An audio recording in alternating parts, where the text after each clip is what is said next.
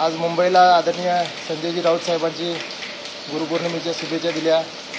त्याच पद्धतीने आता मातोश्रीवरती जाऊन उद्धव साहेबांची भेट घेणार आहे आणि याच्यानंतर कोल्हापूरला जाऊन माझे कुस्तीतले गुरु आमचे राष्ट्रकुल सुवर्ण पदक विजेते राम सारंग सर आणि हिंदी केसरी गणपतराव आंदळकर यांच्या राम सारंग सरांची गाठ भेटून शुभेच्छा देणार आणि हिंदी केसरी गणपतराव आंदळकर सरांच्या प्रतिमेस जाऊन अभिवादन करून आज गुरुपौर्णिमा साजरी करणार आहोत। एकीकडे मैदानातले नाव शिकवणारे गुरु आणि आता राजकारणातले नाव शिकवणारे गुरु कसं पाहताय गुरु?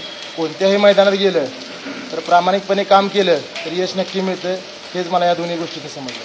आता जी निवडणूक झाली त्यात जरी अपयश आलेलं असलं तरी आता गुरुने काही काम उत्तर दिलं का विधानसभेसाठी किंवा लढत राहणं? गुरुंनी एवढेच सांगितले की लढत राहा, यश अपयश हे येत राहणार आहे, राजकारण असेल किंवा कोणत्याही क्षेत्रामध्ये, फक्त लढणं महत्त्वाचं आहे आणि इथून पुढे लढत राहावा।